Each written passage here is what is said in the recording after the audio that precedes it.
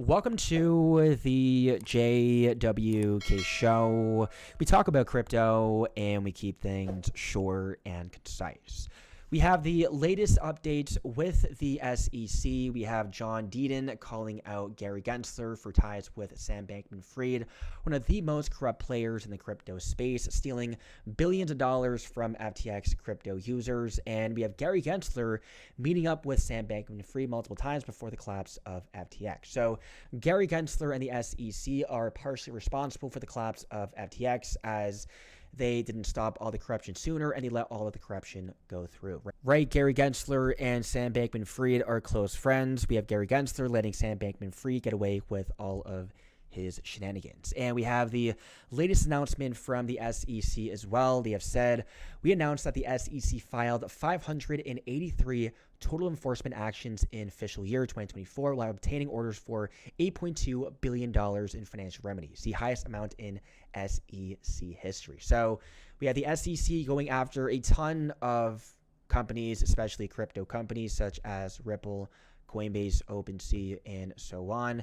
And we have the statement from Gary Gensler as well. You guys can pause the video and take a look. I don't even want to read this out loud. And we have from Solana, who is the chief legal officer of Ripple, responding to the SEC. And he says, the SEC bragging about record fines collected is like a professor boasting about their highest ever class failure rates and the most cheating scandals. It is not a measure of success.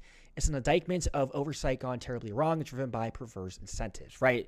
The whole model is corrupt, as the SEC is literally getting paid money for going after these different companies. So obviously we have the SEC going after as many companies as possible. That way they can make as much money as possible. And so this is something that we have to fix. We need a new system change and a reformation of the SEC, which luckily is happening right now as we speak. We have from Fox Business, the mainstream media, it seems like we could see the Ripple versus SEC case getting dropped, but as said by Solana, we have his victory speech. Guys, the Ripple versus SEC case is over with the Robinhood listing as well of XRP to American users, and all we're waiting for is the official announcement of the Ripple versus SEC case end. And on Fox Business, we have Charles Gasparano. Are they going to drop the Ripple versus SEC case, you think? And former CFTC Chairman Chris Giancarlo responds. He says it's time for regulatory agencies to drop a lot of these cases with the SEC. So we will see a ton of crypto cases and even possibly the Ripple versus SEC case getting dropped if the Ripple versus SEC case isn't already over. Now we have from Teresa Goody-Gillian, who is an SEC chairman candidate chosen by Donald Trump, and she says, good morning, looking for input.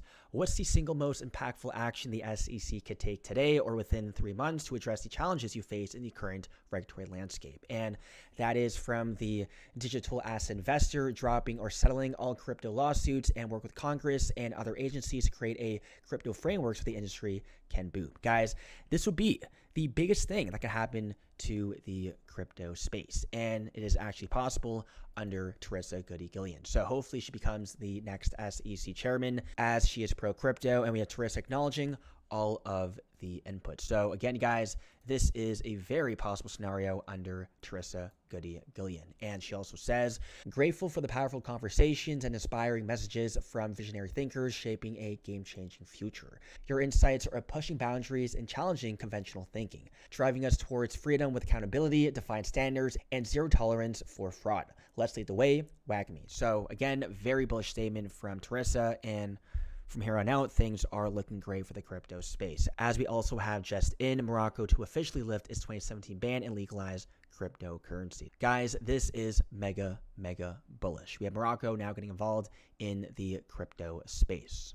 And lastly, we have a massive warning from Digital Perspectives. We have Head on a Swivel Black Swan event coming to Tether USDT and the crypto market, as we have regulations coming in, and Tether is not compliant with regulations. So because of regulations, eventually one by one, we will see exchanges delisting Tether, causing a bank run on Tether and causing Tether to collapse, and which causes the entire crypto market to collapse, as the entire market is propped up by USDT. So regulations will also trigger a black swan event to the crypto market, causing a market crash. And right now, Tether is being used on massive scale by large-scale drug traffickers to the point where Tether is sold cheaper in Mexico due to its links to drugs, according to core records reviewed by 404 Media. So ultimately, what we have here is regulations causing Tether to collapse, which then causes the entire market to collapse, as the entire market is propped up, backed by fake liquidity, which is USDT. And unfortunately, we will see a lot of people holding